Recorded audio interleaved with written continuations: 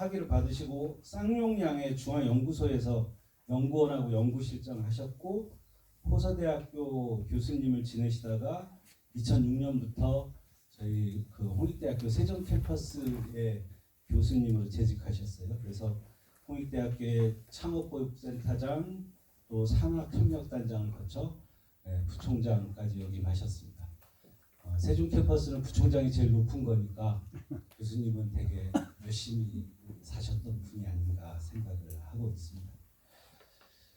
제가 오늘 사실은 뭐 어차피 부총장님 말씀 다 하실 텐데 아시는 분은 아시겠지만 제가 전에 이제 세종시에서 이제 경제부시장으로 일할 때 세종시에 이제 5대 전략 산업이라는 걸 보통 광역시도나 뭐 웬만한 지방정부는 다 그걸 정하는데 저는 스마트 시티를 스마트 시티 산업으로 분류해서 세종시의 전략 산업 중에 하나로 선정을 했습니다.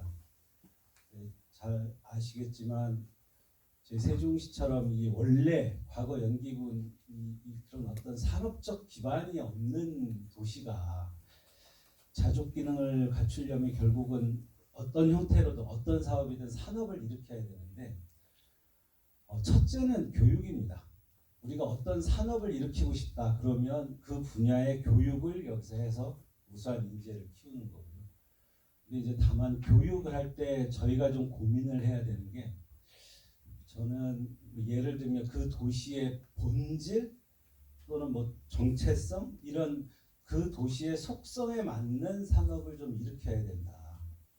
예를 들면 저희는 이제 행정 수도지 않습니까? 그러면 저희가 올 초였죠. 그때 디지털 미디어 콘텐츠 클러스터를 만들자 해서 언론과 미디어 관련한 산업을 좀 일으켜보자 했었고요.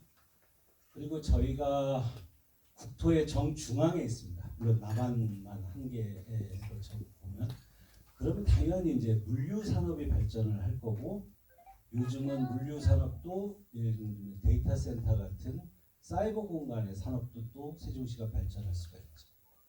그리고 우리 주변에 이제 우리나라에서 가장 과학 기술 인력이 많은 대전하고 청주의 오송 그리고 이제 그 천안 이런 쪽 우리 그러니까 충청권 중에서도 저희 주변 산업들 대개 이제 바이오나 반도체나 이런 최첨단의 이제 제조 산업들이 저희 주변에 있습니다. 그러니까 세종시의 정체성이 지금 말씀드린 대로 행정 수도, 국토의 중심지, 충청권 그리고 저희는 스마트 시티라고 생각을 하고 있습니다. 아시겠지만 오생활권이 국가 시범지구로 지정된 지가 벌써 몇 년이 됐는데 사실은 세종시가 스마트 시티 중에서 세계에서 가장 앞선 도시라고 평가받아 왔었어요. 최근에 저희 기대하고 달리 그동안에 많은 논의들이 있었는데 좀 진척이 좀 더뎌서 오늘 우리 세종시 스마트 시티의 상황도 좀 점검을 해보고 저희 세종시의 전략 산업 아니면 미래 산업으로 스마트 시티를 어떻게 바라볼 것인가 이제 그런 얘기를 하려고 오늘 이 시간을 준비를 했습니다. 그래서 특히 스마트 시티 뭐 부총장님이 정리해 주시겠지만 결국은 기술로 사람의 삶의 질을 향상시키는 새로운 도시, 새로운 삶의 공간을 만드는 거다. 저는 좀 그렇게 생각을 하고 있고 부총장님은 아마 특히 공유 기술을 중심으로 해서 말씀을 좀 주실 겁니다. 그럼 지금부터 한 50분 정도 부총장님 강연을 먼저 듣고 그 다음에 질의응답하겠습니다. 부총장님 앞으로 나와주시면 되겠습니다.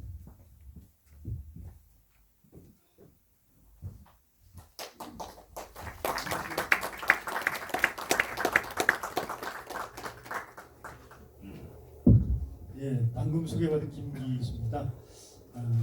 저보다는 어떻게 보면은 우리 저희 한정희 산업협력단장님이 오셨는데 홍익대학교에 더 전문가세요. 근데 하여간 뭐 저를 응원해 주신다고 오셨는데 하여간 그분의 그 업적도 여기 좀 많이 들어있을 겁니다. 그리고 또 저보다도 오히려 식견은 우리 조상호 부시장님께서 더 높지 않으실까 생각이 드는데요. 예, 저는 정치가가 아니라서 약간 뭐 그런 식견이라기보다 기술적인 얘기나 우리 그 기술의 방향 그리고 뭐 어떻게 갈 건지 뭐 이런 것을 얘기를 하게 될 것 같습니다.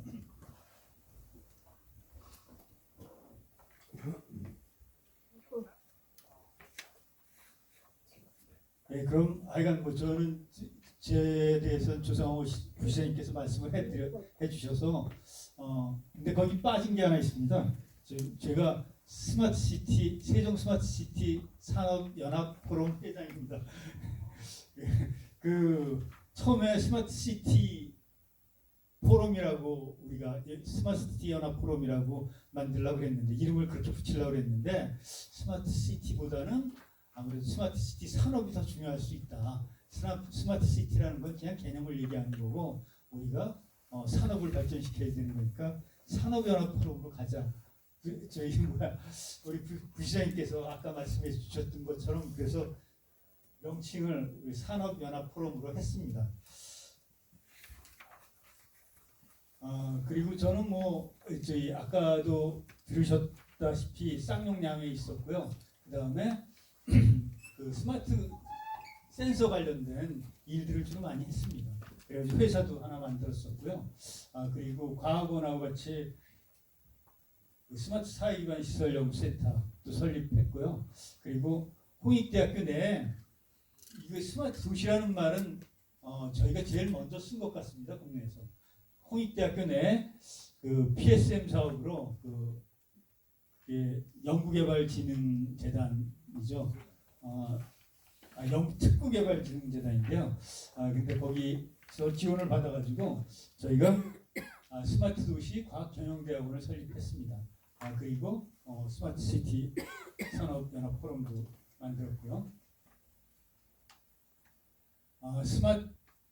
제가 스마트 센서를 하기 시작한 이유가 사실은 그 삼풍백화점 분기에 있습니다. 저는 시멘트 회사에 다녔었거든요. 그리고 그 학위를 그 광섬 센서, 특별한 센서를 했는데 잠수함하고 비행기에 들어가는 센서를 전공을 했습니다. 맥도널드 더글라스사가 주관 기관이었고요. 그다음에 우리 지도 교수가 위탁 프로젝트를 했었는데, 근데 그래가지고 이제 그 센서를 집어넣어서 그 비행기의 위험성이라든가 잠수함의 위험성을 경고하는 뭐 이런 시스템을 했었는데 한국에 들어오니까 저를 보내준 회사가 쌍용양해인데 양해에 들어오니까 별로 할 그거에 관련돼서 하기가 좀 그렇더라고요. 그 신사업으로 뭐 할 수는 있겠지만, 근데 그 저기 뭐 삼풍백화점이 무너지는 바람에 우리도 진단 사업을 해야지 되겠다. 진단 사업을 하는데 좋은 도구가 있다. 이 뭐 방송 센서로 우리가 가지고 해보자. 그렇게 해서 저희 스마트 센서를 시작을 했습니다.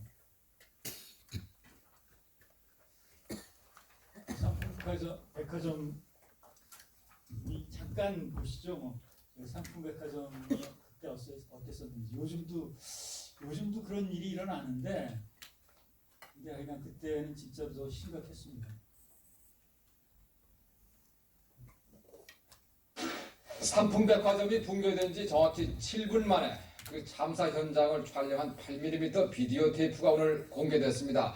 서울 서초 소방서 측이 촬영한 이 화면에는 백화점을 탈출하던 사람들의 비명과 살려달라는 절규로 가득 차 있습니다. 윤영철 기자가 보도합니다.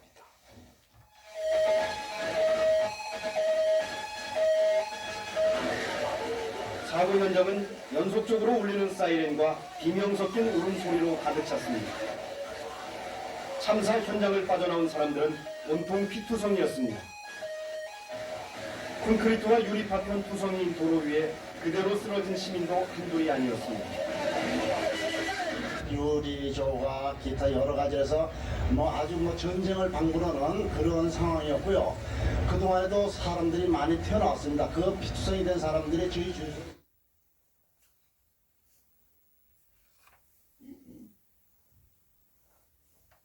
예, 저희 그 삼풍백화점 잠깐 오셨는데요.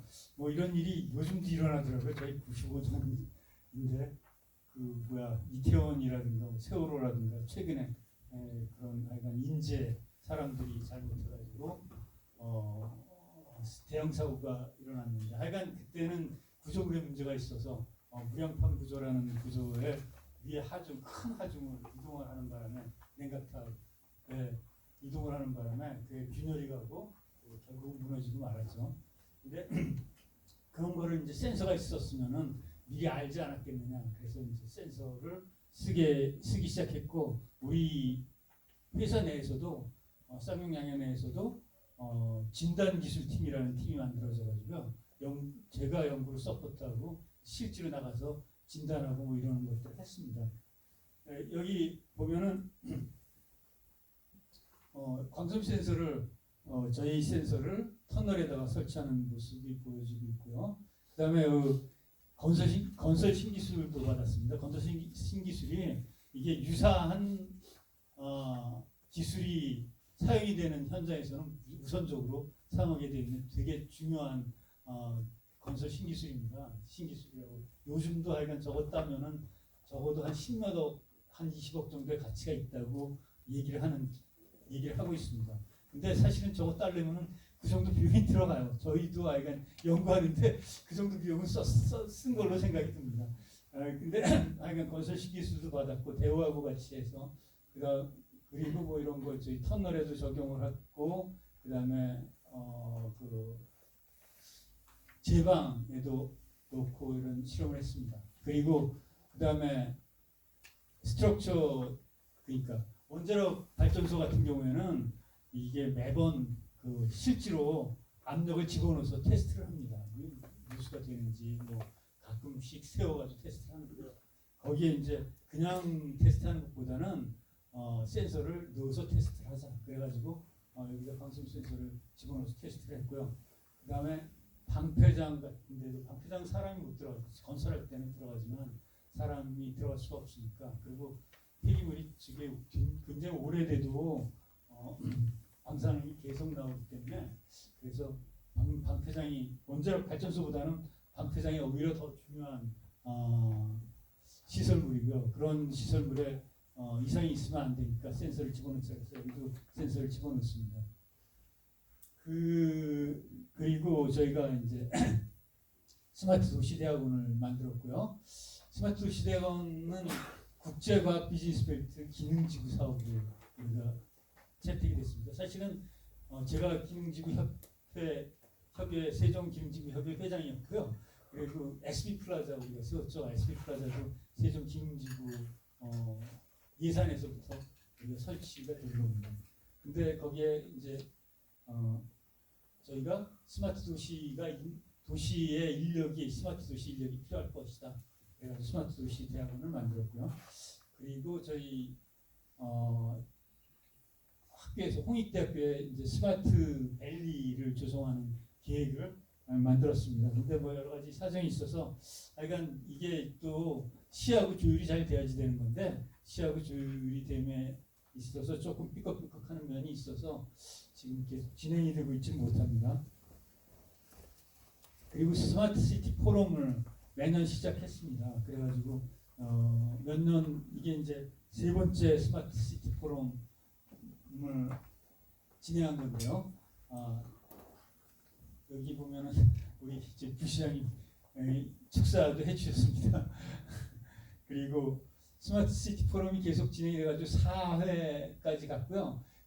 저희 그 3회 스마트 시티 포럼 끝난 다음에 저희가 저희 스마트 시티 산업 연합 포럼을 그러니까 법인을 만들어 보자. 그래가지고 그 법인 발대식을 했습니다.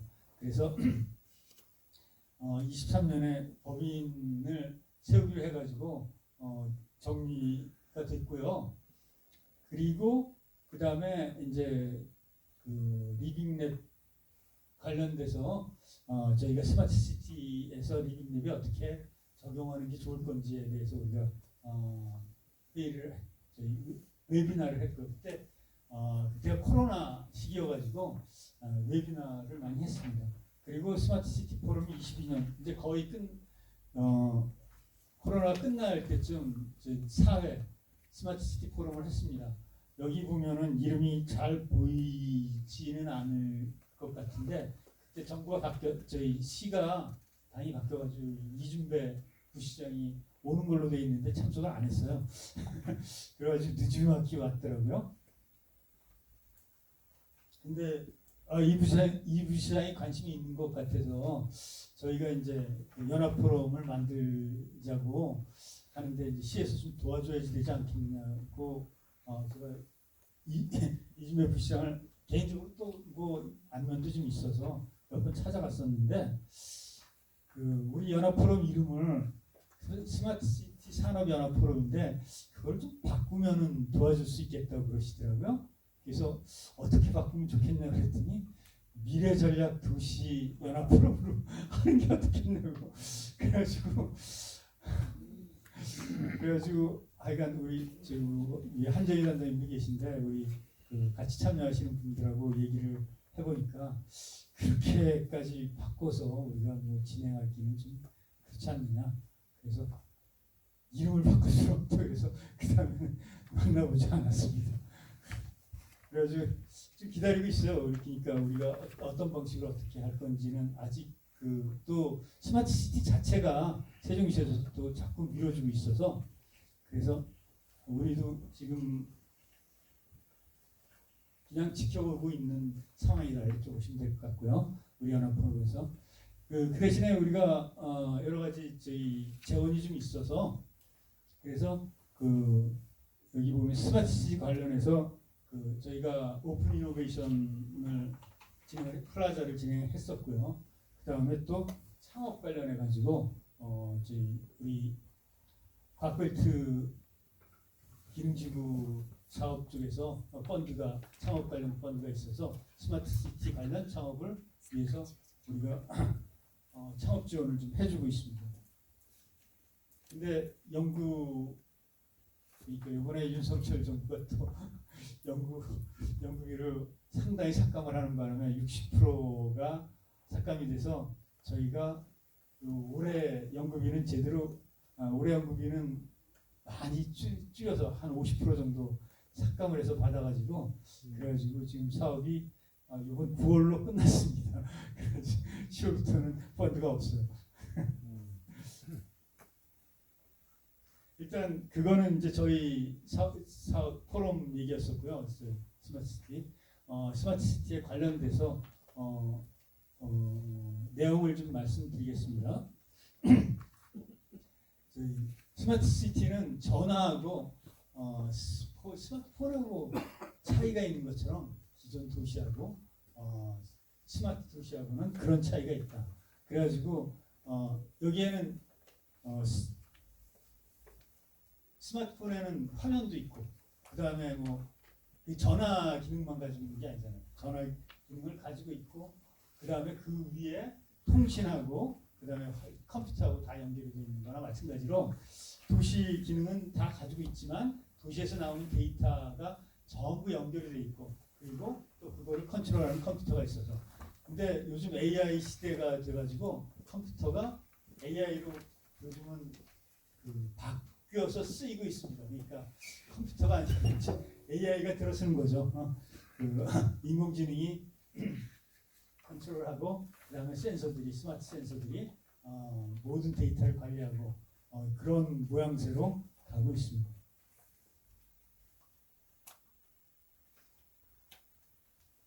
그리고 이 스마트 도시라는 게 도시 플랫폼 그러니까 도시라는 거는 뭐든지 다 받아들일 수 있는 그런 어떤 큰 바다와도 같다 그럴까요? 뭐 고기 여러 가지 고기가 물고기가 살잖아요. 그것처럼 스마트 도시가 되면은 도시 안에 그 IT라든가 뭐 관련된 모든 것을 다 집어넣을 수 있는 그런 형태가 됩니다. 그러니까 플랫폼이 되는 거죠. 플랫폼을 내가 어디 그려놨는데 여기 안 들어있네.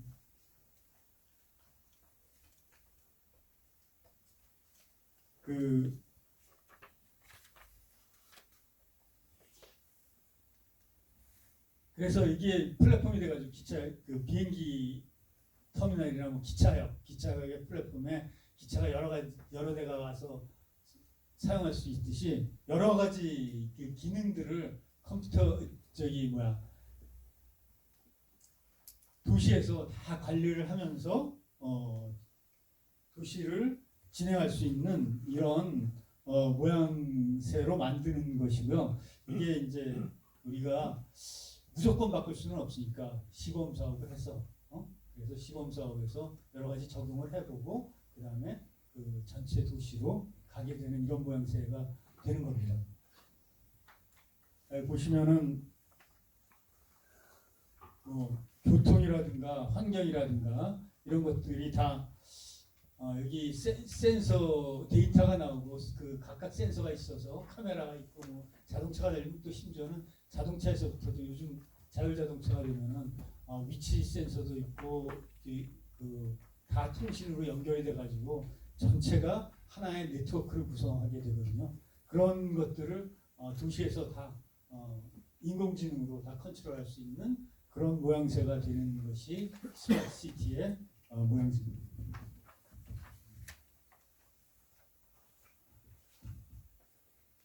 그래가지고 스마트 시티가 일단 산업이 되면은 여기 요소들이 다 산업으로 만들어질 수 있어서 뭐 센서뿐만이 아니고 뭐 관련된 것들이 하나하나가 다 별도의 산업으로 우리가 키울 수가 있어서 그래서 큰 산업이 될 수 있는 거죠. 그래서 이런 것들을 지금 처음의 시작은 우리가 센서하고 그다음에 컴퓨터로서 컨트롤한다 이런 정도의 시작으로 우리가 스마트 시티를 먼저 얘기를 했었는데요. 이게 인공지능과 빅데이터가 들어오면서 완전히 그 개념이 달라지게 되는 겁니다. 그래서 모든 것을 다 망라하는 그런 토탈의 스마트 시티 시스템이 되는 그런 모양입니다. 그래서 세종 스마트 시티는 결국은 빅데이터와 인공지능의 결정체다 이렇게 보면 됩니다.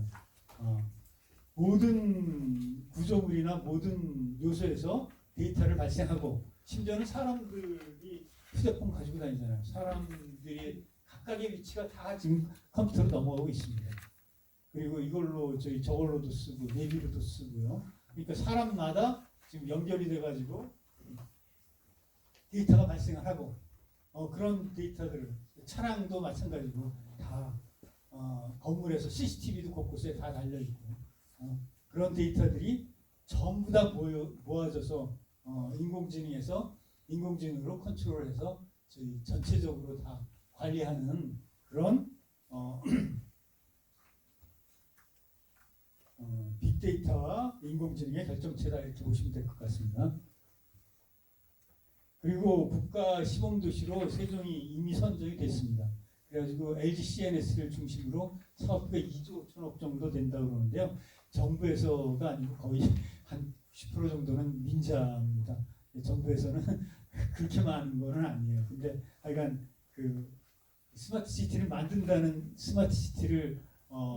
만든다는 것 자체가 어떤 또 큰 이권이기 때문에 민간에서는 하려고 그러고 있죠. 근데 지금 뭔가 하여간 문제가 있는지 자꾸 늦어지고 있어서 SPC는 그러니까 시행사는 만들어졌습니다. 근데 세계적으로 스마트 시티를 지향해가지고 하는 데가 굉장히 많이 있어요. 그리고 성공된 싱가포르 같은 데는 성공 사례도 있고요. 잘 진행이 되고 있고. 근데 토론토에서도 시작을 했는데 토론토는 구글 시티를 만들기로 했었어요. 구글이 시행사를 만들어가지고 그 시행사가 운영을 했었는데 근데 문제가 발생한 일이 있는데 그걸 한번 좀 보는 걸로 하시죠.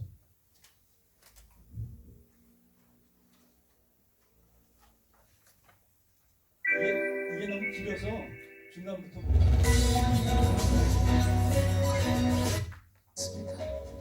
토론토의 사례는 스마트 시티 사업에서 관리자, 감독자, 최종 책임자로서 정부의 역할이 얼마나 중요한지를 보여줍니다. 토론토 스마트 시티 건설 사업에는 사이드워크 랩스라는 기업이 참여하였는데요. 이 기업은 구글의 모기업인 알파벳이 2015년에 도시 혁신을 목표로 세운 자회사입니다. 구글의 참여, 천문학적인 투자 규모 등으로 인하여 이 사업은 세간의 기대를 한몸에 받았습니다. 하지만 사이드워크 랩스는 2021년 5월에 약 2년 반 동안 기획하고 추진한 토론토 스마트 시티 사업을 완전히 중단한다고 발표했습니다. 사업 중단 이유 중 하나는 방대한 개인정보 수집에 따른 사생활 침해와 정보 유출 우려 등이 지속해서 논쟁거리가 되었고 이에 대한 사회적 합의에 이르지 못한 것입니다. 스마트 시티는 조성과 운영 과정에서 거주민의 데이터를 수집, 보관, 이용합니다. 센서로 수집된 데이터에는 개인적이고 민감한 것도 포함될 수 있으며 오남용에 대한 시민의 우려를 야기할 수 있습니다. 시민의 불안을 극복하기 위해서는 정부의 책임 있는 모습이 요구됩니다. 하지만 여러 정부 기관은 사업 실행을 온전히 민간 기업에게 맡겼습니다. 또한 사업자에게 규제 권한을 부여하면서 제한 없이 사업을 추진할 수 있도록 허용하였습니다. 시민들은 정부의 책임성을 불신하게 되었고 뒤늦은 사회적 합의 노력에도 불구하고 사업의 중단으로 이어지게 됩니다. 지금까지 싱가포르, 코펜하겐, 암스테르담, 토론토의 스마트 시티 추진 동향과 정부의 역할에 대하여 알아보았습니다.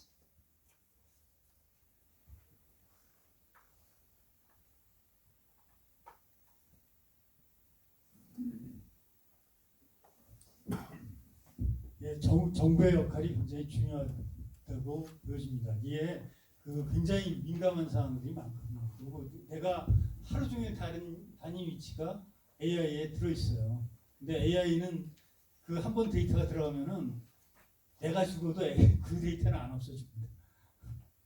거기다가 그 데이터가 쌓여 있는데 그게 뭐 장점일 수는 있어요. 근데 하여간 그런 것들이 어느 정도까지 보관해야지 되는지 데이터를 그리고 어느 정도까지 우리가 사생활 침해가 가능한 건지 그런 걸 구체적으로 합의를 봐야 되는데 우리는 뭐 지금 시범지구라서 거기 일단 아파트 건립하면은 아파트 들어가면서 다 좋습니다 그러고 사인하고 들어간다고 그러긴 하더라고요. 근데 그것도 나중에는 문제가 있을지 모르고요. 하여간 스마트 시티를 하게 되면은 어느 정도까지 노출이 되고 어느 정도까지 저걸 할지 규제가 어느 정도고 그다음에 허용이 어느 정도고 뭐 이런 것들이 정리가 돼야지 될 부분이 있는 것 같습니다. 여기 보면 플랫폼이라고 그러는데요. 여기 죄송합니다.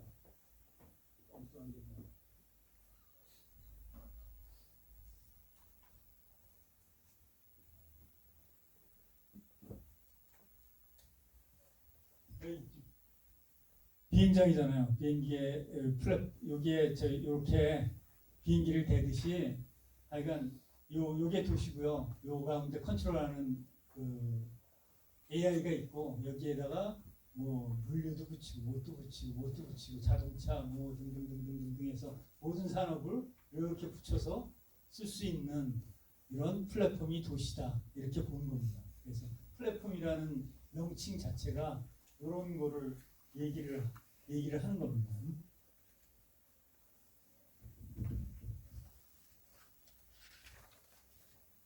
그럼 스마트가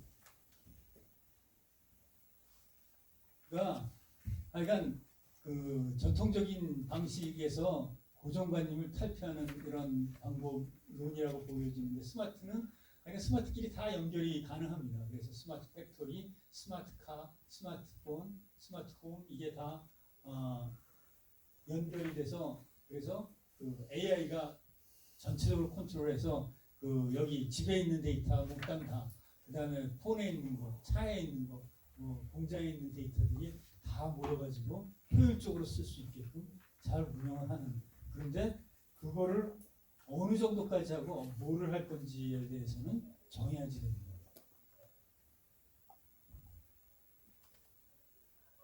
그리고 지금 차량 얘기를 했었는데요. 그 특히 또 자율주행차가 상당히 큰 그 스마트 시티의 중심부에 서 있는 모양새인데요. 근데 하여간 차량은 일단 전기차로 갈 수밖에 없습니다. 결국은 지금 뭐 그 화재 사고도 있고 뭣도 있고 그런데 하여간 기술적으로 문제가 있는 거는 보완이 돼야지 되고요. 왜냐하면 우리 원자력 발전도 쓰고 그러는데 그 발전도 그러니까 발전을 중간에 수력 발전 같은 것도 마찬가지고요. 중간에 발전을 안 할 수 있는 발전기를 세울 수 있으면 되는데 보통 세울 수가 없거든요. 저녁에도 전기가 나오는데 전기는 저장이 안 됩니다. 그래서 이제 그 낮에 전기를 잘 활용하더라도 뭐 저녁에 사람이 움직이지 않을 때 나오는 전기는 그냥 흘러가게 되는데 그런 것들을 받아서 저장할 수 있으면은 제일 좋은데 가장 좋은 방법이 하여간 차에다 배터리에 모든 차를 다 전기차로 만들어서 거기에다 저장하고 낮에는 타고 다니고 그게 제일 좋습니다. 그래서 결국은 뭐 하여간 우리가 원하든 원하지 않든 결국은 그런 모양새로 탄소 위기를 우리가 벗어나고자 한다 그러면은 아마 그 세계적으로도 규제가 아마 그렇게 될 것 같은데요. 뭐 저희 자동차가 배터리를 써가지고 전기를 안 쓰는 건 그러니까 에너지를 쓰지 않는 건 아니지만 밤에 흘러가는 유효 에너지를 우리가 어디다 담아뒀다가 새로 쓴다는 의미에서 저렇게 가지 않으면은 안 될 것 같습니다. 근데 요즘 뭐 차량에 문제가 많이 생기는데 그런 부분들은 해결해야지 될 문제입니다. 그리고 이왕 차가 전기차가 되면은 그러면 그거는 전자제품하고 마찬가지로 여러 가지 그 장비가 들어가는 게 가능하고 그래서 또 자율주행까지 우리가 생각을 하게 되는 겁니다. 근데 자율주행은 또 좀 윤리적인 문제도 있고 또 너무 이 인공지능이 들어있을 텐데요. 자율주행이면은 그 안에 각각도 인공지능이 따로 들어가게 됩니다. 그러면은 인공지능이 의사결정을 해서 판단을 해야 되는데 이게 묘한 부분이 있는 게 사람이 많은 데가 있고 그 사람이 많은 데를 가면은 운전자는 사는데 그 사람이 많은 데를 피하면은 운전자가 죽는 이런 파라독스 그건 이름 명칭이 있는 파라독스인데 그게 운전자를 보호하기 위해서는 그 주변에 있는 사람들을 해쳐야지 되는 이런 경우가 발생할 수 있습니다. 근데 그 자율주행을 정할 때 또 이것도 규제하고 뭐 원칙을 정하는 게 문제인데 운전자를 살리느냐 주변에 사람들을 살리느냐. 근데 그 우리가 공식적으로 저걸 한다 그러면 자율주행에다가 인공지능에다가 그 룰을 준다 그러면 아무래도 많은 사람을 살리는 쪽으로 룰을 주겠죠. 그러면은 운전자는 죽어도 자율주행차를 타고 있으면은 그 운전자는 죽어도 다른 기존의 사람들은 살리는 쪽으로 이게 프로그램이 돼 있으면 그러면은 내가 운전자라면 나 그 차 별로 사고 싶지 않을 거거든요.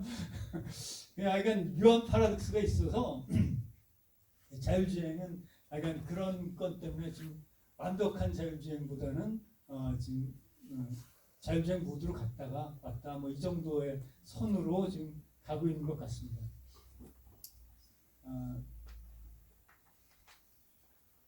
그리고 스마트 시티가 되면은 데이터가 굉장히 많이 나오기 때문에 데이터 관리하는 게 굉장히 중요한 포션이 되고요. 인공지능이 굉장히 큰 역할을 하게 됩니다. 우리가 일단은 네이버 데이터 센터를 유치했는데 네이버 데이터 센터를 우리가 활용할 수 있는지 없는지는 잘 모르겠어요. 근데 약간 네이버도 이제 자기 나름대로 자기가 가지고 있는 데이터들을 또 저장하고 뭐 보관하고 보급해야지 되니까 그거를 쓰기는 어려울 것 같고 나름대로 별도의 데이터를 관리할 수 있는 그런 센터를 만들어야 될 것 같습니다. 그 스마트 시티 시장은 뭐 그 뭐 스마트 시티 요소 시장이 굉장히 크고요. 그다음에 시장도 굉장히 늘어나리라고 생각을 하고 있습니다. 뭐 요소별로 보면은 엄청나게 많은 요소들이 스마트 시티 범주 안에 포함이 돼서 발전되고 있는 것도 있고 적응되고 있는 것도 있고 좀 그렇습니다.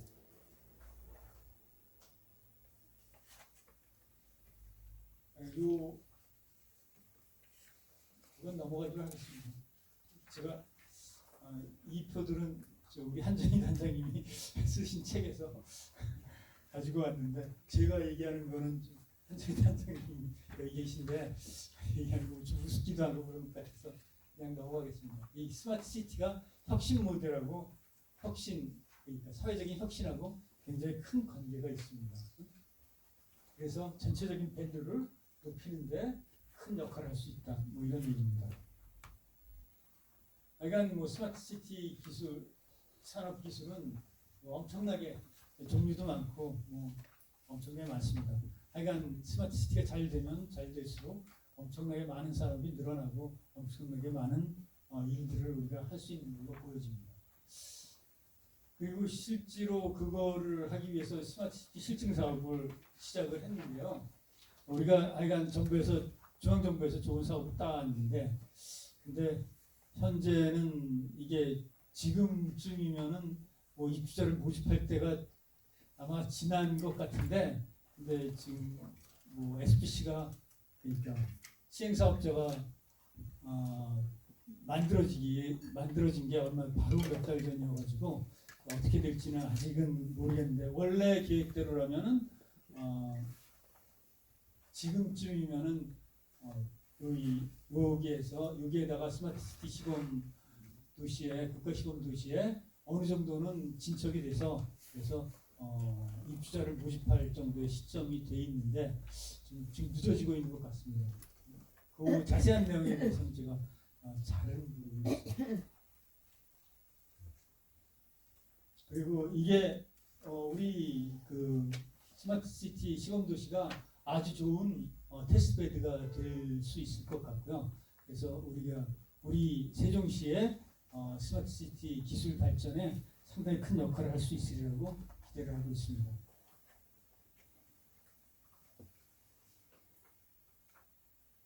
그리고 인공지능 얘기를 하지 않을 수가 없는데요. 2016년에 우리 알파고하고 이세돌이하고 바둑을 둬서 이제 이세돌이가 졌잖아요. 근데 사실은 인공지능은 기계입니다. 우리가 인공지능은 적이 아니고 사람이 아니고 기계죠. 그러면은 우리 달리기 시작하는데 자동차를 타는 사람하고 우리가 사람하고 뛰어서 누가 빨리 달리나 시작한 거랑 똑같거든요. 근데 자동차가 어떤 차는 좋기도 하고 어떤 차는 나쁘기도 하고 그렇습니다. 내가 그 차를 운전하다 보면은 자동차가 우리 인생하고 상당히 비슷한 면이 있는 게 아닌가 하는 느낌이 가끔은 드는데요. 자동차 타고 가다 보면 어떤 차는 굉장히 비싸고 좋은 차가 있어요. 능력도 많고 뭐 돈 많으면 좋은 차를 사죠. 그리고 뭐 제 차 같은 경우에는 뭐 좀 한 10년쯤 돼가지고 조그만 차인데 그래도 가다 보면은 큰 차보다는 작은 차가 더 빨리 달리는 경우도 많고요. 그리고 큰 차라고 해서 뭐 달릴 능력은 있죠. 근데 무조건 많이 달리지는 않잖아요. 50km 존에서는 50km 이상 달리면 아무리 좋은 차라도 50km 이상 달리면은 깍지를 떼게 되겠죠.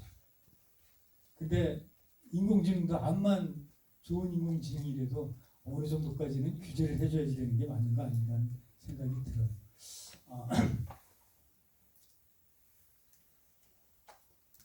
이 스마트 시티 기술은 사실은 공유 기술입니다. 공유 기술 그러면 무슨 얘기인지 잘 모르시는 사람도 있는데요. 데이터가 공유가 되잖아요. 공유 기술이 어떤 것들이 공유 기술이 있냐면 특허 공유 기술이죠. 기술을 공유해가지고 그만큼 특허권을 받습니다. 그래서 그 사람한테 특별한 권리를 줘요. 무슨 권리를 주냐면 독점 사용할 수 있는 권리를 주죠. 그리고 딴 사람한테 팔 수도 있어요. 그 권리를. 그게 특허권이거든요. 그 대신에 그 기술 공개를 해서 남들도 그 기술이 뭔지 알 수 있게 해줍니다. 그리고 시간이 20년 독점 기간이 지나면은 그 기술을 자기가 사용할 수도 있어요. 그래서 지금 약들도 신약이 나왔다가 복제약들이 나오기 시작하는 게 이제 20년이 지나면은 복제약이 팔리기 시작하거든요. 그래서 기술이 공유가 되는 겁니다. 그 특허에 의해서 기술이 공유가 되는데 기술을 공유하면은 뭔가 특허권을 주죠. 공유를 하면은 뭔가 대가를 줍니다. 회사도 소유권을 공유를 하게 됩니다. 나눕니다. 주식으로 나누죠. 너는 몇 프로의 소유를 가졌다. 너는 몇 프로의 소유를 가졌다. 그러면은 그 회사가 개인 게 아니고 전체 그 주주들의 거가 공유되는 모양새가 됩니다. 근데 이 주권도 어떤 권리가 있어서 사고 팝니다. 그래가지고 시장에 주식 내다 팔면은 팔 수도 있고 심지어는 막 오르기도 하고 떨어지기도 하고 그렇습니다. 그리고 지금 카시어링도 어떻게 보면 공유 기술이죠.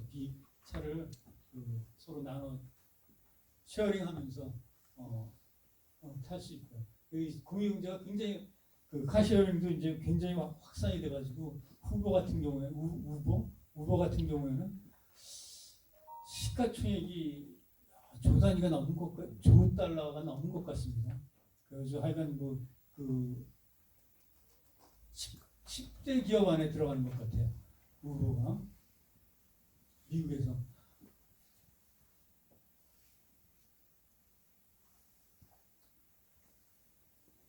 그리고 또 에어비앤비도 공유 기술이고요. 요즘 그 공유 기술이 많이 들어가고 있죠. 근데 공유한다는 거는 뭔가 공유하면 보상이 되어야 됩니다. 우리 데이터도 우리가 가진 데이터하고 뭐 이런 것들이 다 공유가 되면은 보상이 되는 게 맞죠. 그래서 어떤 그 AI 때문에 우리가 잡도 줄고 여러 가지 문제가 생기잖아요. 그 AI가 편리하고 좋기도 하지만 뭐 심지어는 뭐 앞으로 의사들도 다 없어진다는 얘기도 있고 근데 실제로 진짜 그럴지 모르겠는데 하여간 뭐 그 교수도 이제는 뭐 인공지능이 가르친다고 그러죠. 거기다가 뭐 하여간 AI가 여러 가지 우리가 인간이 할 수 있는 일들을 잠식하게 되는데 그러면은 그만큼의 보상을 해주는 게 인간들한테 보상을 해주는 게 맞는 거잖아요.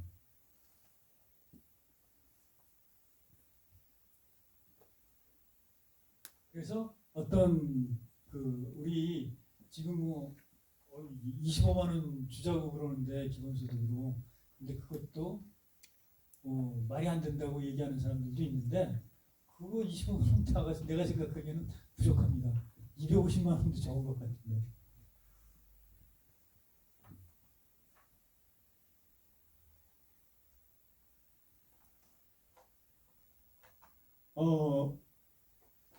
하여간 사람은 오감으로써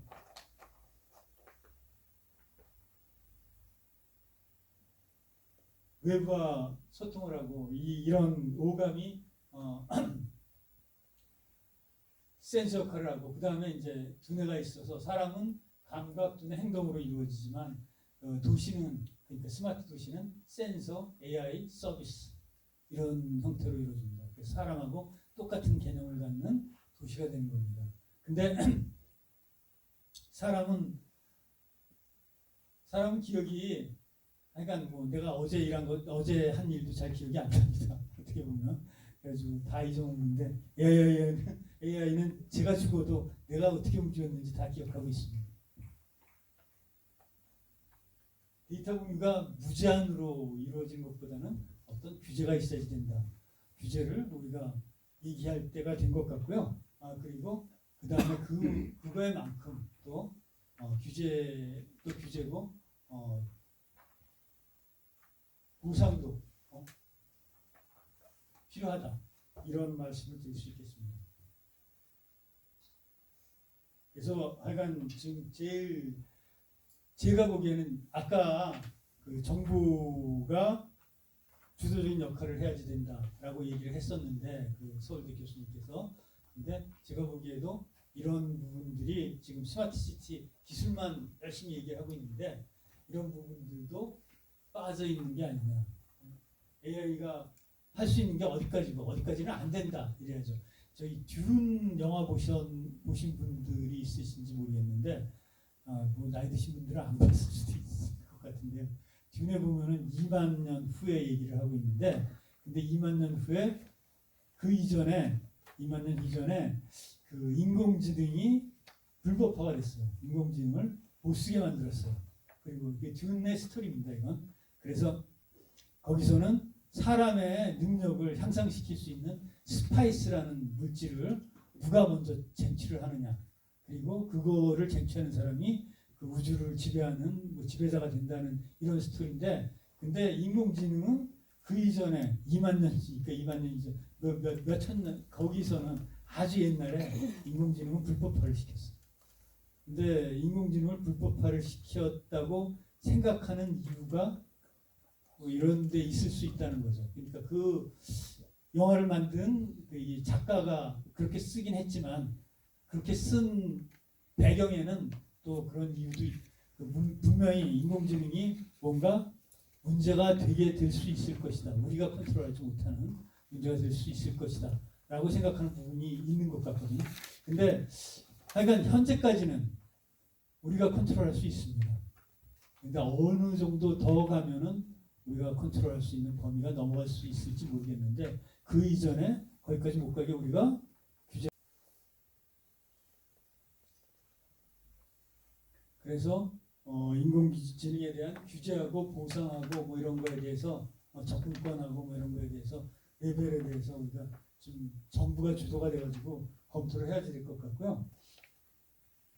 그리고 또 스마트 헬스케어 문제가 있는데 헬스케어가 일단 지금 현재 전화로 문진이 안 됩니다. 전화로 처방도 안 되고 법률 자체를 좀 바꿔야 됩니다. 그래서 이런 부분도 헬스케어도 스마트 시티에 맞는 헬스케어 그러니까 시스템을 그 의료 시스템을 좀 수정을 해야지 되고요. 전화로도 되고 그다음에 뭐 심지어는 내 스마트 워치를 차고 있는데요. 스마트워치에서 시간이 날아가가지고 내가 지금 상태가 어떤지 진단할 수 있게끔 그런 게 지금은 안 되거든요. 법률상.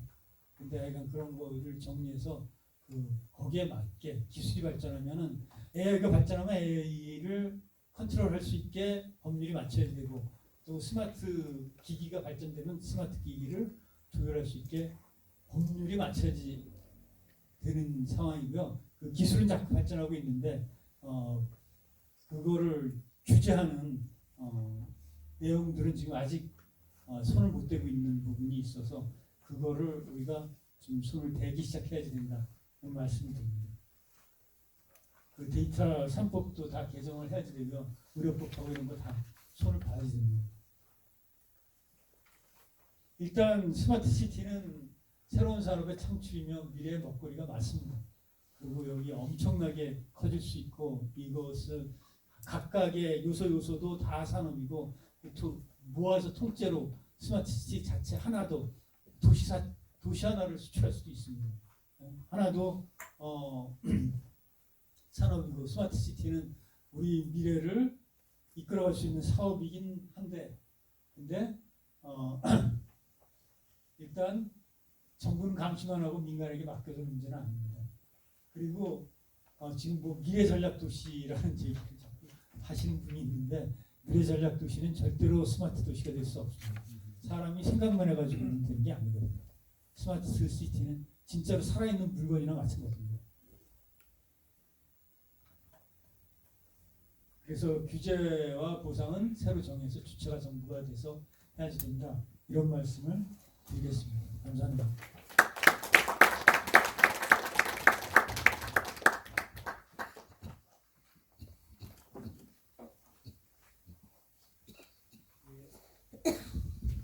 거의 정확하게 시간을 맞춰서 부총장님 발표해 주셨습니다. 예, 다시 한번 박수 부탁드리겠습니다.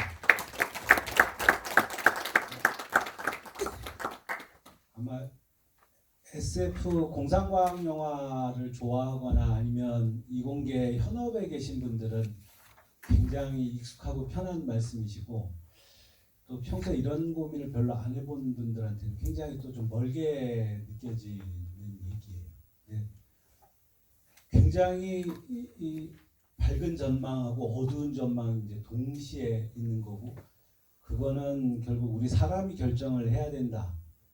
그리고 규제와 보상이 조화를 이뤄야 된다. 우리 부총장님 말씀 좀 그랬는데 저희가 지금부터는 통상 그냥 격이 없이 질의응답을 합니다. 그래서 좀 궁금하신 거 아니면 혹시 특히 아까 제가 소개를 못 드렸는데 우리 홍익대학교 산학협력단의 한정희 단장님이 우리나라에서 제일 유명한 스마트시티 전문가이신데 저기 오셨고 그 옆에는 또 우리 홍익대학교 건축학과의 박인희 교수님 오셨는데 혹시 보완하는 설명도 좀 괜찮으시니까 궁금하신 거는 손을 들어서 성함을 먼저 말씀 주시고 질문 좀 주시면 되겠습니다. 마이크 좀. 마이크를 그냥 와도 될 것 같아요. 네, 저는 공길룡이라고 하고요. 2년 전에 LG에서 ICT 쪽 일하다가 정년퇴직을 했어요. 지금 농장을 하고 있고요. 오늘 여기 온 이유는 스마트시티에 입주를 곧 한다고 해서 저도 들어가 볼까 생각을 하다가 왔는데 일단 제 생각은 저는 들어가면 좋지 않겠다는 생각이 지금 있고요. 그걸 좀 풀어보고 싶어서 왔어요. 좋지 않겠다는 생각의 기본은 뭐냐면 제가 얻는 베니핏에 비해서 치료해야 되는 게 너무 크다. 그리고 실질적으로 손에 와 닿는 편익이 없다. 추상적이라는 거죠. 아까도 좀 강의 중에 나왔는데 실제 스마트시티의 핵심은 자율주행 같은데요. 그 자율주행이라는 게 아까 말씀하신 것처럼 도덕적인 문제와 여러 가지 문제 때문에 완전 자율주행은 어렵잖아요, 그죠?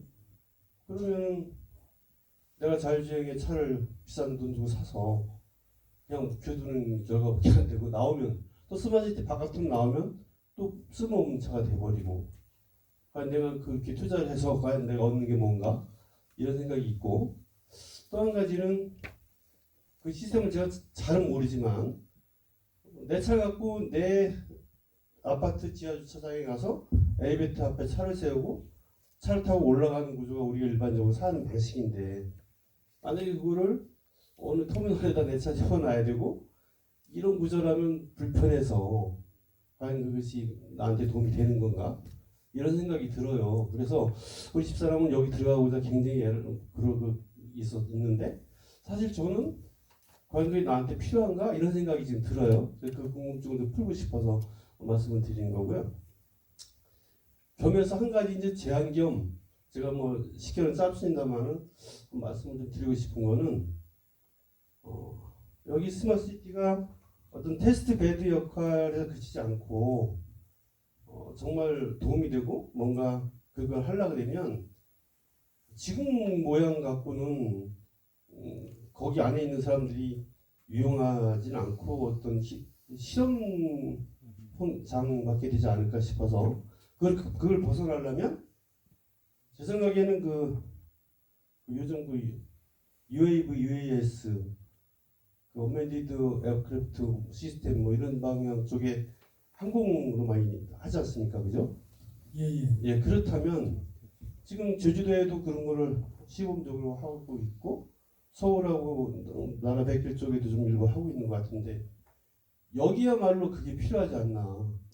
만약에 스마트시티의 어떤 거점적인 그런 곳을 두고 거기서 세종시 전체를 바운더리로 해서 법의 어떤 예외를 받아가지고 다닐 수 있게끔 한다든지 그렇게 한다 그러면 굉장히 좀 아까 말씀 자율주행의 한계를 벗어나서 하늘에서는 거의 완벽하지 않습니까? 예를 들어서 센서가 완벽한데 이게 가다 부딪히면 왼쪽으로 피해도 되고 오른쪽으로 피해도 되고 위로 피해도 되고 아래로 피해도 되고 천지사방 피할 곳이잖아요, 그죠? 얼마든지 자율주행 가능하다고 보는데, 근데 땅에서는 도망갈 데가 없으니까 내가 죽을 건지 상대편을 죽일 건지 이렇게 고민해야 되는 거 아닙니까? 예, 그래서 말씀 줄이겠습니다. 예.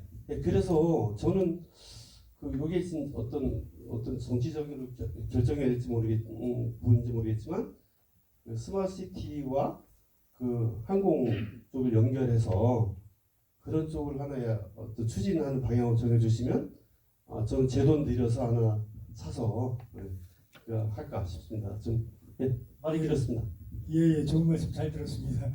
아니, 저는 하여간 저보다는 그 시범 단지에 대해서 우리 시범 단지에 대해서는 훨씬 더 잘 아실 것 같은데요. 근데 일단 거기에 제가 생각하기에는 저는 들어가고 싶어요. 그러니까 제가 생각하기에는 거기에 저기 정부에서 투입된 돈도 있고 그만큼 이득 아니에요? 어떻게 보면은 시설도 새로 만들어지고 그랬으니까 그렇긴 한데 일단 나이 드신 분은 조금 불편할 수도 있겠다는 생각이 들고요. 저희 청년들 젊은 사람들은 그 새로운 걸 좋아하니까 저건데 새로운 시스템 자체도 좀 잘 안 맞을 수도 있고 자율주행 같은 경우에는 제가 보기에는 그렇게 크게 문제가 그런 시스템으로 할 수 있으면 되게 좋겠죠.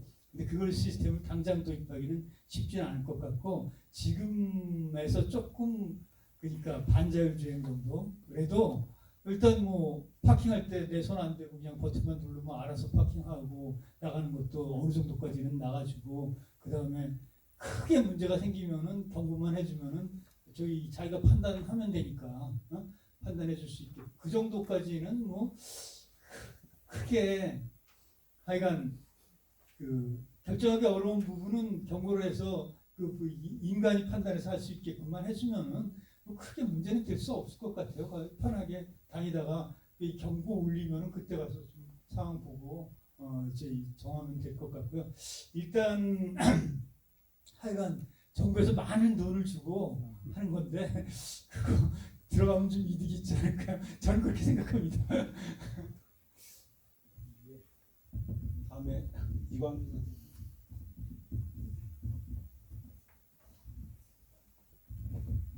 네, 안녕하세요. 네. 예, 안녕하십니까. 네, 제가 아까 설명하실 때 이쪽이 자율주행하고 헬스케어. 예. 근데 제가 2002년에 효 세계화운동 본부하고 삼성 SDS하고 해서 아, 효 멀티미디어 사업을 제안을 했었습니다. 예. 보건복지부하고 문화관광부 쪽으로 효를 갖다 문화산업 콘텐츠화하는 거랑 근데 그 멀티미디어 사업을 하다 보니까 원격 진료가 할 수 없이 들어가게 됐어요. 그러다 보니 그것이 역시 보건복지부에서 안 된다. 왜냐하면 대한의사협회가 반대한다. 네. 그래서 아까 좀 설명에 앞서서 그렇게 원격 진료 전화로만 가능했고 그런데 지금은 또 안 되게 돼서 결국은 방문을 하는 수밖에 없는데 헬스케어에서 제일 필요한 부분이 바로 그런 원격 진료 부분에 있어서 어떻게 해결을 해야 할 것인가 그것이 가장 쟁점이거든요. 일단 하여간 시범 단지에서는요. 네. 시범 단지에서는 규제가 계열이 일단은 규제 프리 돼서 일단은 하여간 시험 삼아서 해보긴 할 겁니다. 그런데 그게 이제 얼마나 근데 그거를 어떻게 지금 넓혀지고 어떻게 그 시 전체가 다 그렇게 할 수 있는지는 그건 잘 모르겠어요. 일단은 하여간 그게 효용 가치가 있는지 없는지는 판단을 하게 될 것 같습니다. 그래서 다른 나라 같은 경우는 그게 가능한 나라를 수출할 때 예. 현장에서 갈 수가 있으니까요.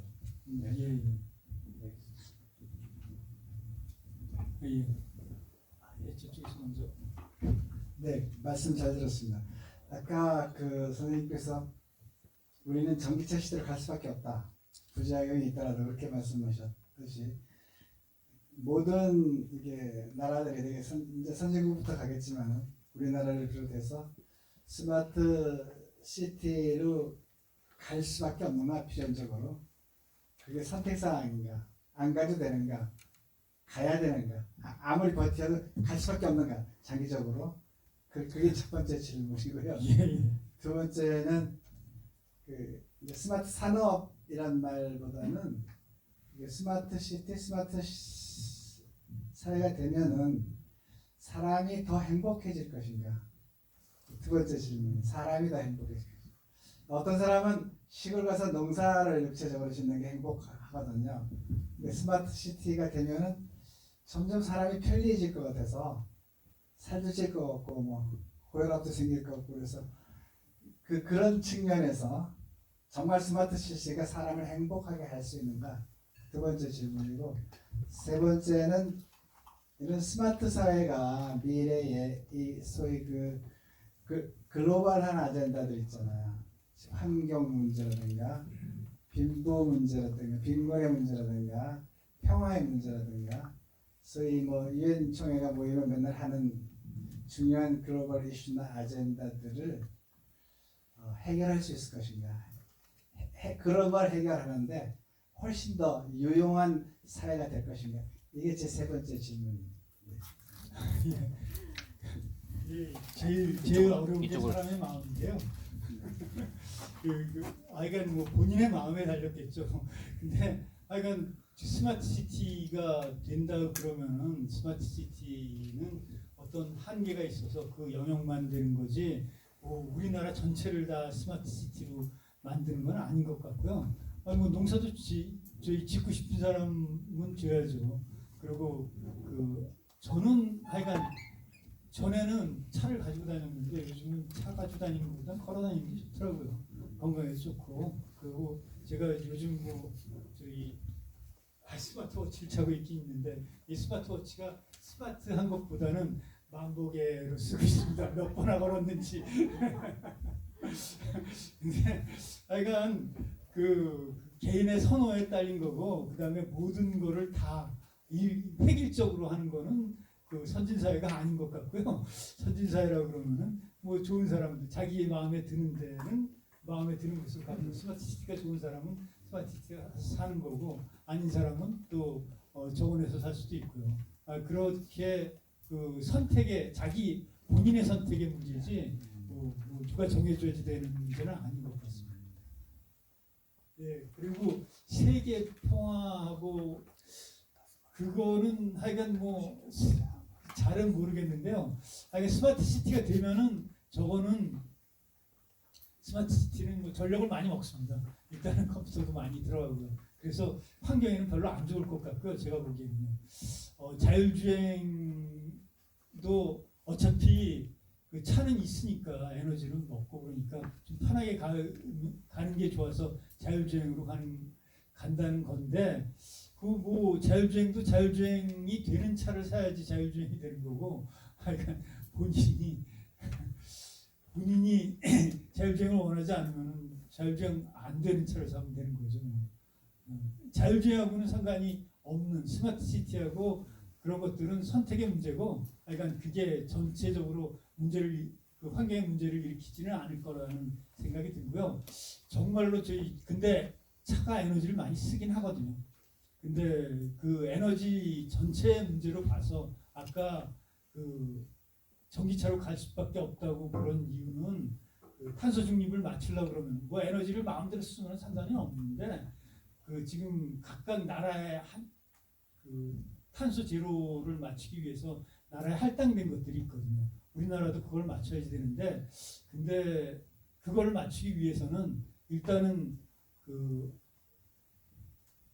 탄소를 쓰지 않는 에너지들을 만들어야 되는데 탄소를 쓰지 않는 에너지를 만드는 것도 만드는 거지만 지금 탄소를 써서 만든 에너지도 밤에는 세울 수가 없거든요. 전기를 만들 때 보면. 그래서 밤에는 그냥 에너지가 쓸데없이 흘러가는 에너지가 많으니까 그거를 어떤 담는 용기가 필요한데 큰 배터리 풀을 만들어서 거기다 담을 수도 있지만 저희 차마다 전기차로 가면은 쉽게 에너지를 담아줄 수 있으니까 정부에서는 뭐 보조금을 주든지 뭘 하든지 커다란 전기 저장 탱크를 만드는 것보다는 수월하게 각각 분담해가지고 하면은 수월하게 할 수 있지 않을까 하는 생각 때문에 선진국에서 많이 그렇게 가고 있습니다. 우리도 그렇게 갈 거라고 생각을 하고. 안경 쓰신 예. 저는 이제 중등교단에서 40년 정년을 하고 지금 대학에서 강의를 하고 있습니다. 정일화입니다. 제가 어떤 질문보다도 저의 그 생각을 세 가지 말씀을 드리겠습니다. 강의를 들으면서 느낀 것을. 제가 생각하는 그 5-1 생활권에서의 스마트 자율주행 이런 것들은 아마도 독보적인 자율주행 기술보다는 대중교통 수준에서 자율주행이 강화되는 그런 차원이 아닌가 이런 생각이 들고 다른 것은 좀 제가 언급하기 좀 어렵고요.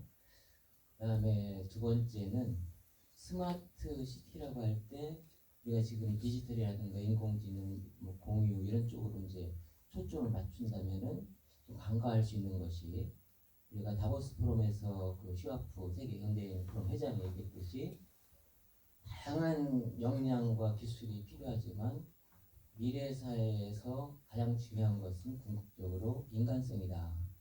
그래서 더 인간적이 돼야지 이 인류 사회가 지속될 수 있다라고 했잖아요.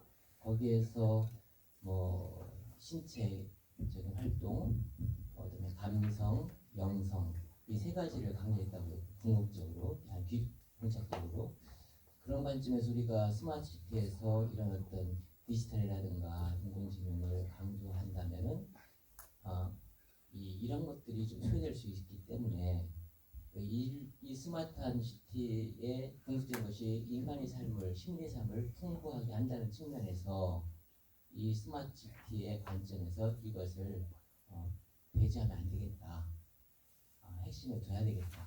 이걸 셋이 보고서 스마트한 환경을 만들 필요가 있겠다 싶어요. 도시 설계할 때.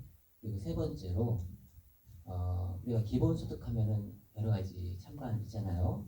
그래서 지금 교수님 말씀 들으면서 우리가 개인정보를 어떤 가입을 할 때나 뭐 강의를 할 때 강의를 할 때 개인정보 서명을 해야지 받을 수가 있어요. 그래서 이거 개인정보를 보호하는 게 아니라 사용자 입장에서 우리가 울며기자맥기로 사인을 하는 거구나 이런 생각을 많이 했거든요. 그래서 기본소득 기준이 25만 원도 부족하다, 250만 원 정도 받아야 된다는데 이게 이제 어떤 그 네이밍의 문제일 수 있다는 생각에서 이게 우리가 네이버나 구글이나 이런 것들을 이용할 때 가입을 하잖아요. 그런데 잠깐 한 1분이면 끝납니다. 근데 여기에서 국가 예산이 들어가요. 도시 설비하는 것처럼 기업의 그 기술 개발에 또 지원이 들어가죠. 국가 예산이. 그런 차원에서 이걸 개인정보 지적재산권, 개인정보 재산권 해가지고 그것을 기본소득과처럼 기본소득이라 하지 말고 시민들이나 국민들한테 돌렸으면 어떻겠는가 이런 생각을 하게 됩니다. 예. 예, 뭐 그것도 좋은 아이디어인 것 같고요. 제가 보기에는 뭐 타당한 얘기 같습니다.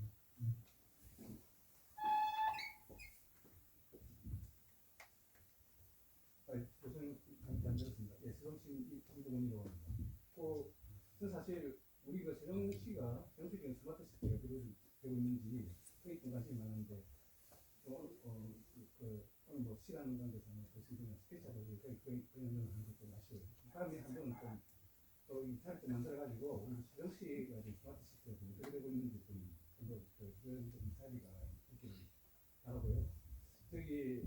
지금 그러니까 간략하게 요즘 세종시티 5-1 생활권 거기 스마트 시티 지금 조성되고 있다고 하는데 지금 어떻게 되고 있는지 좀 궁금하고요. 또 하나는 여기 보니까 스마트 시티 보니까 이게 블록체인이라는 용어가 나오더라고요. 블록체인. 그게 암호화폐 얘기 같은데 그게 이게 가능한 예, 블록체인은 암호화폐도 쓰이지만 여러 가지 고유화하는 기술이거든요. 그래서 그 인공지능을 사용할 때 저거를 보호하기 위해서 그런 기술을 활용합니다. 그거는 뭐 암호화폐랑은 지금 상관이 없는 상황이고요.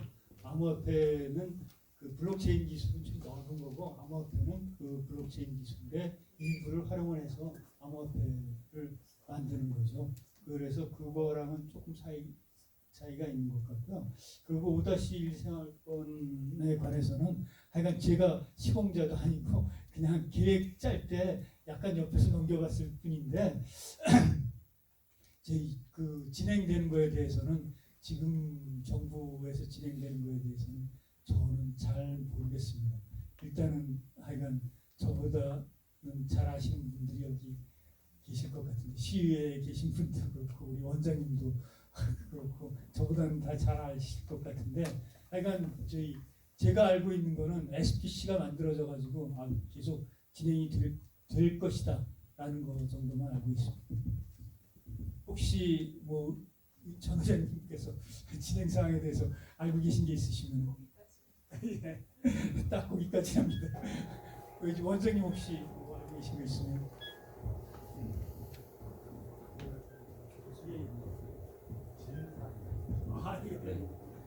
교수님 뭐 짧게 질문드리겠습니다. 세종 테크노파크 디지털 산업센터를 맡고 있고요. 제가 그 본원적인 질문을 하나 드리고 싶은 게 내용상 전반적인 내용이 규결을 좀 내릴 수는 없겠지만 여러 가지 주제 중에 하나가 공유에 대한 이야기도 좀 나왔고요. 그리고 정부의 역할에 대해서 굉장히 많은 강조를 하셨고 그 사례도 좀 들려주셨는데 지금 이제 저희가 지금 당면하고 있는 현실에 대한 부분이기도 한데요. 스마트 시티가 개발되는 시점으로 시간을 돌려보면 나름 저희가 BSI한테 그 스마트 도시로서 인정을 빠른 시기에 받았던 부분도 있었는데 현재 상황을 보면 영국에서 물론 BSI가 주도권을 갖고 있으니까 영국이 먼저 시작했던 것 같아요. 근데 지금 SCI 인덱스를 좀 보면 부산시가 한 세계 14위 정도 랭킹이 돼 있더라고요. 근데 사실 세종시가 그 리스트에도 없어요. 그런 우울한 상황이 있는데 이제 이런 현황이 우리는 스마트 시티로 가겠다는 계획도 있는데 그럼 누가 이 문제를 들여다보고 있는지와 누가 이 역할을 하고 있는 거냐에 대한 주제가 좀 다뤄졌으면 하는 얘기가 좀 있었고요. 그래서 제가 여쭈고 싶었던 질문은 스마트 시티 산업 연합 포럼이 어떤 지속 가능한 운영에 대한 계획이 있으신지 그 부분이 좀 굉장히 궁금했습니다. 예, 저희 스마트 시티 산업 연합 포럼이 일단은 이건 뭐 우리 세종시에 여러 가지로 모색을 했는데 그 별로 그렇게 우호적인 반응을 보이지 않고 있어서 전 정부에서는 그래도 상당히 우호적인 반응이 있어서 우리가 시작을 했던 거거든요. 근데 이번 시정에 들어서서는 그렇게 우호적인 반응이 있지 않아서 그래서 조금 미뤄두고 있는 상태인데 혹시 테크노파크에서 뭐 지원을 해줄 수 있다든가 이러면은 우리가 좀 더 나갈 수 있는 여지가 있을 것 같고요. 지금 현재 우리 회비로만으로 운영하기에는 그 뭐 1년에 한두 번 정도 모여가지고 회의하는 것 정도밖에는 할 수 있는 상황이 아니다. 거기서 뭔가 일을 할 수 있는 조직을 만들려고 그러고 저걸 하려고 그러면 자금이 상당히 필요한데 우리 회원들의 회비만 가지고는 도저히 그런 거는 불가능하다 이렇게 말씀을 드릴 수 있겠습니다. 한정희 단장님 뭐 말씀하실 거 있으세요? 특별히 없으시고요. 네, 정선우 선생님.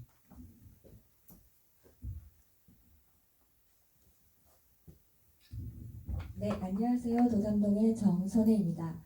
저는 2019년도에 기업 중심으로 해서 카이스트에서 이렇게 스마트 시티에 대해서 발표 그리고 참여 기업들이 함께해서 문제점 나가야 할 개선점을 2019년도에 했습니다. 그런데 저희 지금 현재는 2024년도입니다.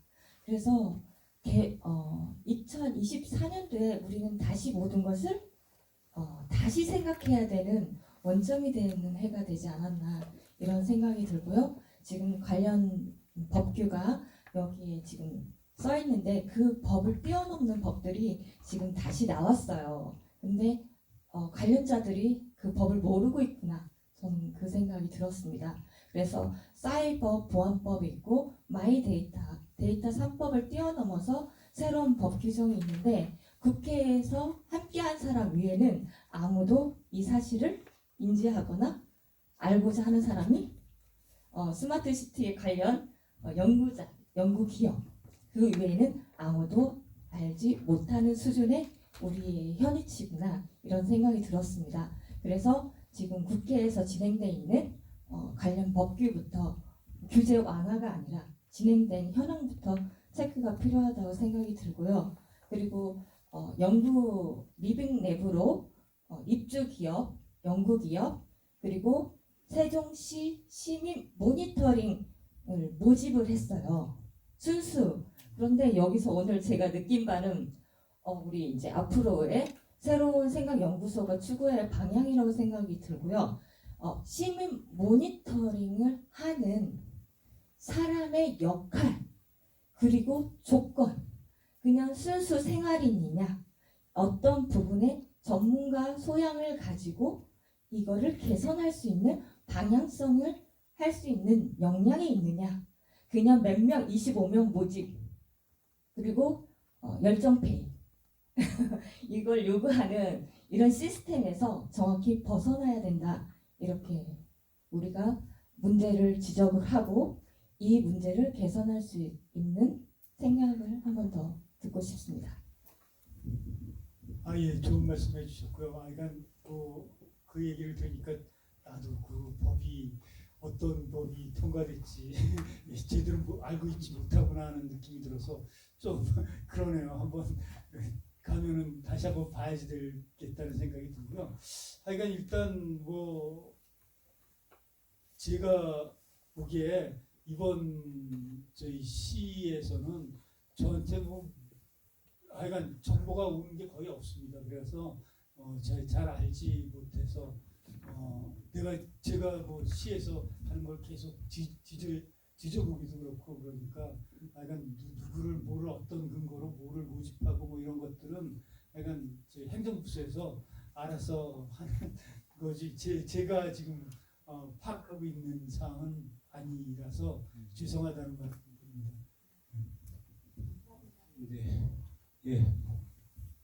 네, 강의 잘 들었습니다. 예. 저는 이제 한국예총 세종연합회 회장 홍보라매라고 하는 사람입니다. 예. 알고 있습니다. 우리 지금 타이틀에도 써있듯이 문화와 도시, 이제 우리 스마트 도시를 만드는 데 있어서 아까 앞에서도 말씀하셨지만 또 우리가 라이벌인 부산도 있고 또 부산뿐만 아니라 전 세계 많은 국가들이 대한민국에 관심을 많이 갖고 있기 때문에 이제 세종시에 이렇게 많은 그 관련자들이나 관광객들이 오셨을 때 볼거리로 우리 스마트 이 구역이 큰 역할을 할 수 있다고 저는 생각을 하고 있습니다. 그 점에 대해서 이제 문화예술계에 있는 한 사람으로서 교수님이 생각하는 이 문화예술이 우리 스마트 도시와 어떻게 접목을 했을 때 좀 좋은 방향이 나오지 않을까 그런 것들이 혹시나 생각하시는 게 있으시다면 설명을 조금 부탁드리겠습니다. 예를 들어서 저는 이제 스위스에서 좀 놀랐던 것이 스위스 갤러리의 콜렉션을 이렇게 보면은 키네틱 아트를 하는 거예요. 컨셉을 딱 잡아가지고 메인 갤러리들이 왜 그거 했냐 그랬더니 스위스 하면 세계인들이 다 알고 있는 시계가 있지 않냐. 키네틱 아트는 움직이는 그 예술이기 때문에 우리나라의 정체성과 이게 다 잘 부합되기 때문에 자기는 이제 그런 컬렉션을 갖고 있고 컬렉터들을 설득을 한다 이렇게 얘기를 하는 걸 봤을 때 우리도 여기에 맞는 것이 좀 필요한 부분이 있다면 우리 교수님의 좀 좋은 코멘트 어떤 우리 예술계를 위해서 좀 한마디 해주셨으면 감사하겠습니다. 예. 제가 생각하기에 도시는 껍데기고요. 문화예술이 옷이죠. 그래서 도시는 알몸이고 문화예술이 옷이어서 옷을 입는 게 중요하고요. 옷을 어떤 옷을 입느냐에 따라서 달리 사람이 보이듯이 하여간 문화가 무지하게 중요하고요. 문화 컨텐츠도 그 내부에 흘러가는 데이터 중에 상당 부분이 문화 콘텐츠가 차지할 거라고 생각이 들고요. 그 다음에 하여간 기본적으로 바탕으로 문화가 상당히 깔려 있어야 된다. 디자인하고 뭐 이런 게 다 중요하죠. 하나하나가. 그 필요한 뭐 퍼포먼스라든가 뭐 이런 것도 다 필요하고 중간에 축제라든가 뭐 이런 것도 다 들어가 있을 것 같고요. 그 문화가 하여간 맛을 내는데 일단 양념이 들어가야지 되는데 양념 역할을 음식을 만들면 양념이 들어가야지 제맛이 나는데 양념 역할을 문화가 해줘야지 되는 거죠. 알갱이만 있다고 그게 맛이 나요. 제 생각은 그렇습니다. 문화가 굉장히 중요하다고 생각합니다. 예. 점점 얼굴들이 초췌해지고 계셔서 끝내려고 하는데요. 우리 강진호 국장님 혹시 뭐 질문이나 말씀하실 거 없으세요? 갑자기 지명해 주셔서 당황스럽습니다. 마이크 안 되네요. 저는 스마트 시티가 굉장히 궁금해서 오늘 강의를 들어 일부러 왔습니다. 2018년도에 행복도시와 제가 방송기자 시절에 행복도시와 스마트 시티 그 기획 프로그램을 만든 적이 있습니다. 그래서 당시에는 정재승 교수가 온라인으로 발표를 하고 그랬을 때였었죠. 5회 생활권. 그리고 제가 이제 해외 사례를 찾아가는 곳이 마스다르 시티였습니다. 아시죠? 예. 아부다비 근교의 마스다르 시티였는데 거기에는 굉장히 눈으로는 즐겁고 뭐 공유 자동차 개념이 있었는데 그 이후로 그쪽도 잘 안 된다고 하더라고요. 근데 지금 우리나라도 마찬가지인데 제가 지금 문득 든 생각이 우리 조상훈 시장님 같은 분들은 행정적으로 이게 왜 5일 생활권이 그때도 사실 따지고 보면 2021년도쯤에 모집자에 대한 공고를 내고 그 분양을 받았어야 되는데 그게 지금도 계속 미뤄지고 있다는 거죠. 행정적인 분야는 저희 부시장님이라든가 이런 행정을 하신 분들이 좀 잘 알겠지만 학자적으로 봤을 때 도대체 미뤄지고 있는 게 어떤 행정적인 절차 이외에 어떤 요인이 있을까요? 생각하셨을 때. 진짜 어려운 얘기인데. 그러니까 제가 SPC가 어떻게 운영이 되고 있는지에 대해서 내부를 하나도 행정적인 것이 아니라 그냥 학자적인 시각에서 우리 사회 분위기라든가 어떤 것들이 다른 요인이 있는지 좀 제가 대답하기엔 좀 어려운 것 같습니다. 제가 조금 전체적으로 제가 아주 최근 상황은 모르지만 좀 간단히 좀 말씀드리면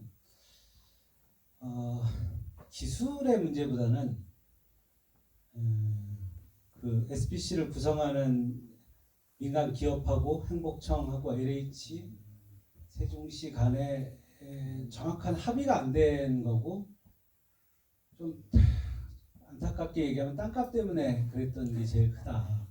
그러니까 민간 기업은 당연히 비용을 최대한 줄이려고 하고 이제 행복청이나 LH는 최대한 민간이 많이 부담을 하는 방식으로 얘기를 하는 것 때문에 사실은 앞에 거의 1년 이상을 거의 보내버린 게 크고요.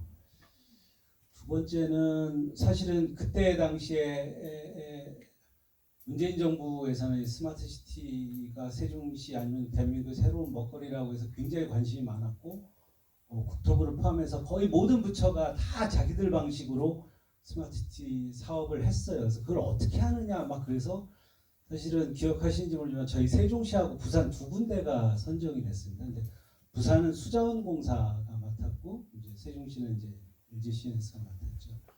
근데 제 생각에는 아마 부산이 더 어려운 상황일 걸로 생각을 해요. 왜냐하면 지금 현 정부는 거의 전혀 관심이 없거든요. 근데 굉장히 안타까운 건 지금 세종시도 사실은 어떻게 보면은 아시지만 신도시에 세종시를 이관되지 않은 지역의 행정권은 다 행복도시 건설청이 가지고 있습니다. 그래서 사실은 행복도시 건설청에서 얼마나 의지와 노력을 기울이느냐가 중요한 건데 그게 계속 좀 지연됐던 문제가 커요. 그리고 뭐 학자적인 거 아까 물어보셨을 때는 처음에 시범도시 개념을 설계한 것하고 집행하려는 공무원들 간의 괴리가 너무 컸어요. 처음에 시범도시를 설계했을 때는 주차장이 없었습니다.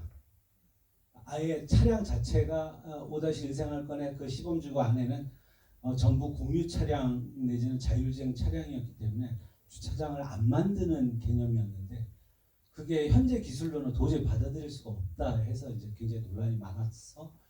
지연이 되고 있고 지금 이제 겨우 이제 SPC가 이제 출범을 해서 물리적으로 한 2년 정도 지금 지연되고 있고 또 대신에 오늘 오신 선생님들처럼 5-1 생활권에서 한번 살아보겠다 생각하는 분들 생각보다 많이 계시다.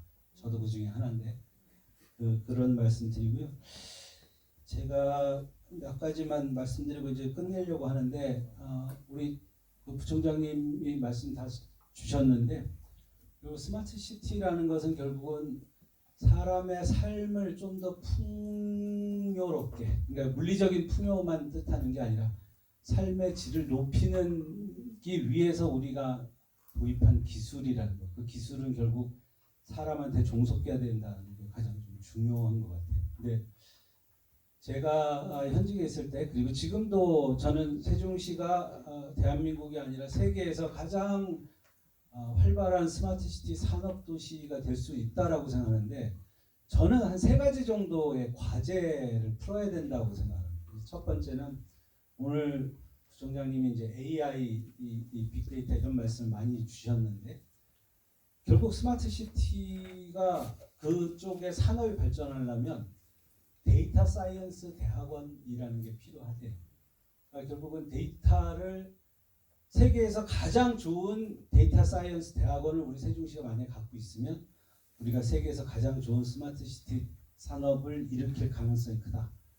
근데 세계적으로 아주 유명한 정말로 좋은 대학들은 예를 들면 우리가 스마트시티 대학원을 만든다고 하면 대학원 입학 전원 석사 기준으로 한 500명 이상은 뽑아야 되는 정도가 돼야 세계적인 대학이다. 굉장히 쉽지 않고 그 중에 절반 이상은 한국인이 아니어야 아마 그 대학이 세계적인 경쟁력이 있을 거다. 그래서 사실은 저희가 네이버 데이터 센터를 유치할 때 네이버한테도 나중에 우리가 같이 LG CNS랑 LH랑 손잡고 데이터 사이언스 대학원을 만들자라고 제가 여러 번 제안도 하고 그랬었는데 그때 네이버가 조금 더 일단 잘 건설부터 하고 나서 얘기합시다 그랬는데 그 이후에는 지금 진행이 안 되는데 어쨌든 세종시가 스마트시티 산업을 일으키기 위해서는 세계에서 가장 좋은 데이터 사이언스 대학원이 있어야 됩니다. 두 번째는 LG CNS가 사업 시행자로 결정된 결정적 이유가 물론 이유는 여러 가지가 있지만 점수 여러 가지가 있는데 LG는 국가 시범지구에 700개의 스타트업을 유치하겠다라는 약속을 했어요.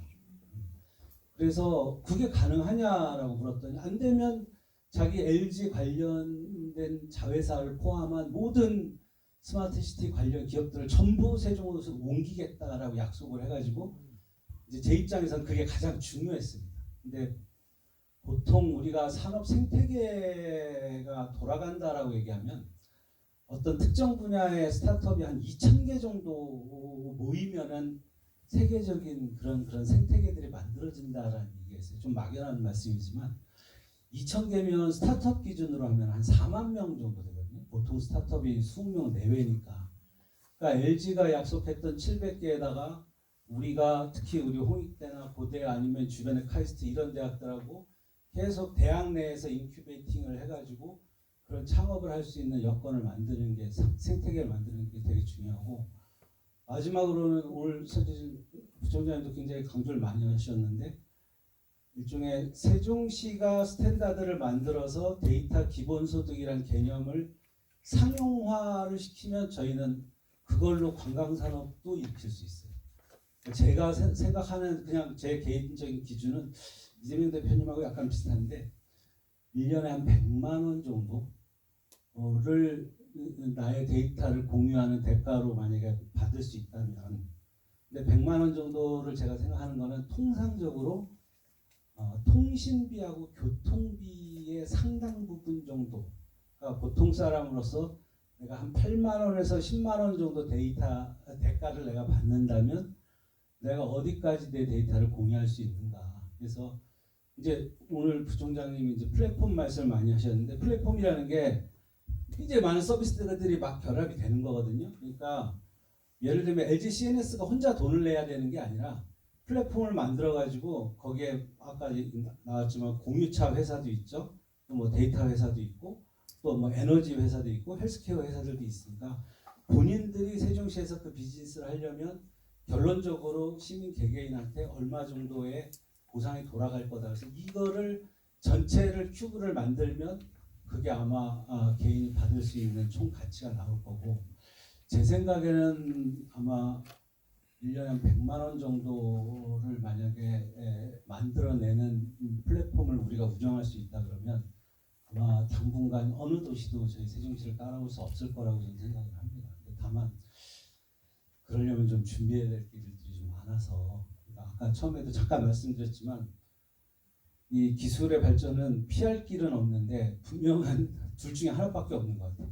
이 유토피아하고 디스토피아 아니면 천국과 지옥을 계속 오가는 세상을 우리가 살아야 될지 잘 모르겠습니다. 그래서 저희 새로운 생각 연구소는 스마트 시티를 산업으로 인식하고 그것이 우리 세종시의 정체성에 제일 잘 맞는 산업 중에 하나로 발전됐으면 하는 생각이 오늘 강연회를 준비했었다는 말씀드리고요. 하여튼 늦은 밤까지 초췌한 얼굴로 앉아 계셔서 상당히 송구하기도 하지만 제가 아까 말씀드렸듯이 카림 에비뉴 1층에 있는 BHC 치킨에서 못다한 부총장님 말씀 거기서 좀 듣도록 하겠습니다. 오늘 토론은 이걸로 마치겠습니다. 고맙습니다.